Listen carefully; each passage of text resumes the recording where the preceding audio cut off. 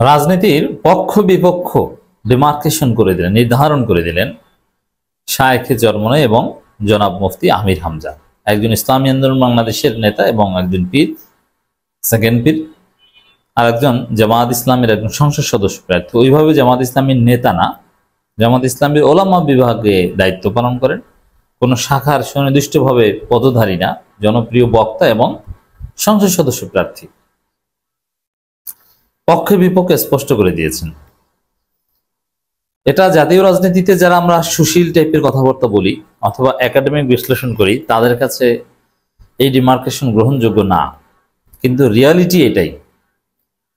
মুফতি ফয়জুল করিম এবং আমির হামজা যেটা বলেছেন ওইটাই রিয়ালিটি। তা আপনাকেও বলতে হবে যে আপনি কোন পক্ষে। আমি তাদের বক্তব্য আসলে সঠিক কিনা আমি সেটা প্রমাণ করার চেষ্টা করব, বিশ্লেষণ করার চেষ্টা করব। দর্শক, শায়েখে চরমনাই বলেছেন নির্বাচনে যুদ্ধ হবে ইসলামের পক্ষের সঙ্গে বিপক্ষের শক্তি। ফয়জুল করিম এর মানে রাজনীতিতে নির্বাচনে এখন দুইটা পক্ষ, ইসলামের পক্ষের আর বিপক্ষ। আমির হামজা একটা কথা কয়েকটা ওয়াজে টানা বলেছেন, ওয়াজ বলেন আর রাজনৈতিক প্রোগ্রাম বলেন, যে দল এখন দুইটা, একটা হচ্ছে ইসলামের পক্ষের আর একটা হচ্ছে বিপক্ষের। একামতি দিনের পক্ষের আর বিপক্ষের, অন্য কোনো দল নাই।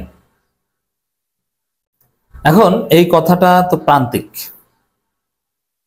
দেখেন এইখানে আমি কিছু কথা বলি, এটা নিয়ে গভীরভাবে বিভ্রান্ত হওয়ার সুযোগ রয়েছে। যেমন হেফাজত ইসলামের একটা অংশ থেকে শুরু করে জমিয়ত উলামা ইসলাম সহ খেলাফতের একটা অংশ, এরকম আরো কিছু ইসলামী দল কিন্তু বিএনপি সাথে আছে। যেমন টেলিসামাদ হুজুর নামের এক হুজুর আছে বাংলাদেশে, জুনায়েদ আল হাবিব, তিনি কিন্তু বড় হুজুর।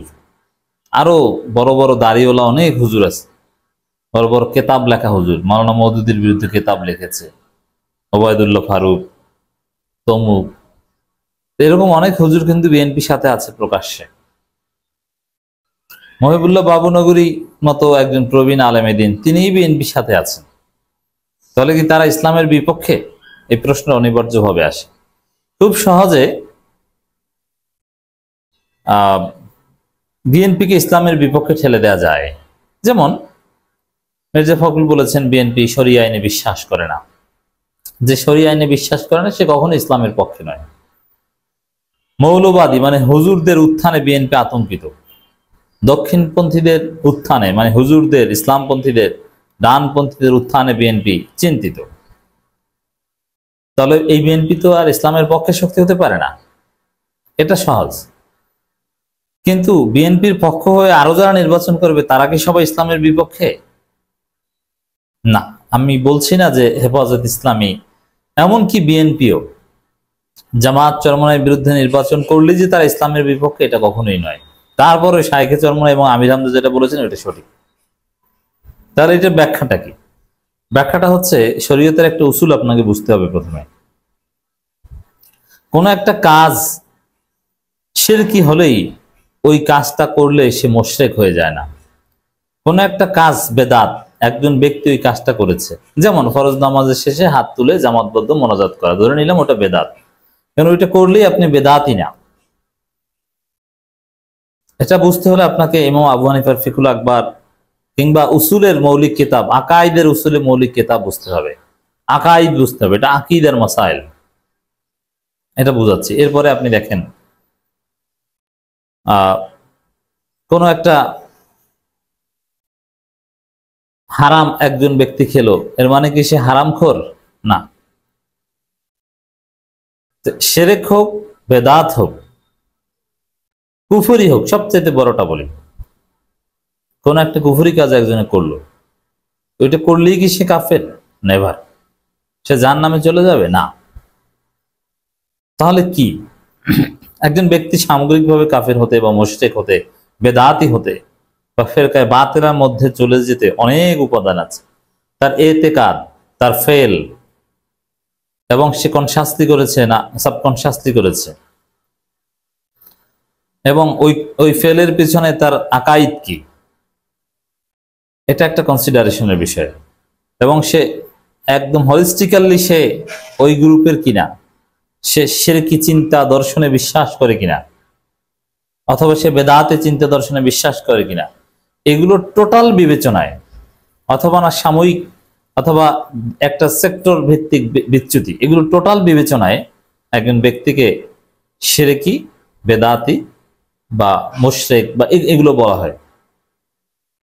কিন্তু সহি হচ্ছে যে একজন ভালো ব্যক্তির দুই একটা কর্ম যদি ভুল হয়ে যায়, যেমন শিরক হয়ে যায়, তাহলে বলতে হবে তার এই কাজটা শিরকি, কিন্তু ব্যক্তি পুরোপুরি মুশরিক নয়। এটা উসুল।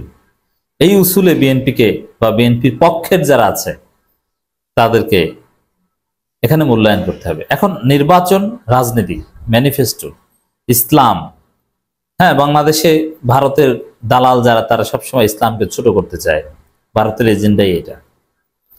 এই কারণে আগামী নির্বাচনে বিএনপির যে রাজনীতি বা বিএনপি বলয়ের তার পাশে মহিবুল্লাহ বাবুনগরী থাকুক আর যে থাকুক, তাদের যে রাজনীতি, এটা হচ্ছে ইসলামের বিপক্ষের শক্তির রাজনীতি। কি? ওই যে ইসলামপন্থীদের সামগ্রিক উত্থানকে তারা ভয় পায়, ডানপন্থীদের উত্থান বলে কটাক্ষ করে, মৌলবাদীদের উত্থান ঠেকানোর ঘোষণা দেয়, শরিয়া আইনে বিশ্বাস করে না এ কথা বলে।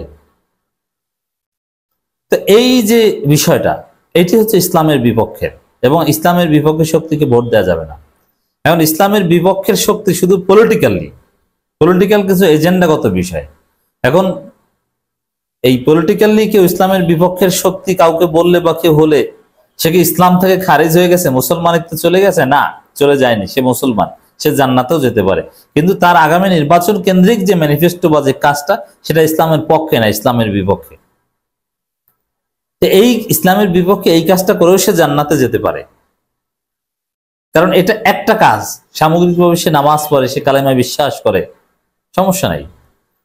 এখন এই জিনিসটা বুঝতে হবে যে রাজনীতিতে আপনি ইসলামের বিপক্ষে কাজ করছেন, এটা অবশ্যই একটা অপরাধ, এটা উচিত না, এটা জায়েজই না, নাজায়েজ।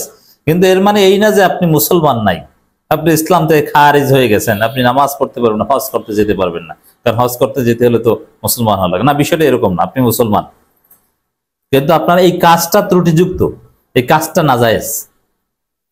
শায়েখে চরমনায় আমির হামজার বক্তব্যের মূল ব্যাখ্যা হচ্ছে এটা। তা অনেকেই আমাদের বন্ধু বান্ধব বা বুদ্ধিজীবী মহলে অনেকেই বলেন যে এ প্রান্তিক পর্যায়ের ফতোয়া হয়ে গেল। এই যে শায়েখে চরমনায় বলছেন যে নির্বাচন হবে ইসলামের পক্ষের শক্তি এবং বিপক্ষের শক্তি, এবং আমির হামজা বলছেন যে দল হচ্ছে দুইটা, ইসলামের পক্ষের আর বিপক্ষের। তাহলে তো একদল মুসলমান আর বিপক্ষে যারা, তারা সবাই মুসলমান থেকে বের হয়ে গেছেন, মুরতাদ হয়ে গেছেন। না, বিষয়টা এরকম না, তারাও মুসলমান, এরাও মুসলমান, কিন্তু আপনি যে কাজটা করছেন, কাজটা জায়েজ বা নাজায়েজ, ভুল বা সঠিক। এবং ইসলামের বিপক্ষে একজন মুসলমান ভুলভাবে কাজ করতে পারে, এবং সেই কাজ করা জায়েজ না, হারাম, কিন্তু হারাম করলেই যে সে মুসলমানিত্ব থেকে খারিজ হয়ে যাবে, বিষয়টা এরকম না। এখন আপনি জানান আপনি কোন পক্ষে। বিএনপি নিঃসন্দেহে ইসলামের বিপক্ষে কাজ করছে। দলিল, তারা বলছে শরিয়া আইনে বিশ্বাস করে না, তারা এই জুলাই শহীদদের রক্তের সাথে বেঈমানি করছে, এটাও ইসলামের বিপক্ষের কাজ। এবং ইসলামের যে স্লোগান, সব ইসলামপন্থীরা এক হয়ে, আলেম ওলামারা এক হচ্ছে, তার বিরুদ্ধে যে অবস্থান নিচ্ছে, ওটাও ইসলামের বিপক্ষের কাজ। এটা ঠিক না, তারা যেটা করছে ওখানে ভোট দেওয়া ঠিক না, এমনকি নাজায়েজও বলতে পারেন। কিন্তু নাজায়েজ করলেই যে আপনি মুসলমানিত্ব থেকে বের হয়ে গেছেন তা না, আপনি মুসলমান অবশ্যই।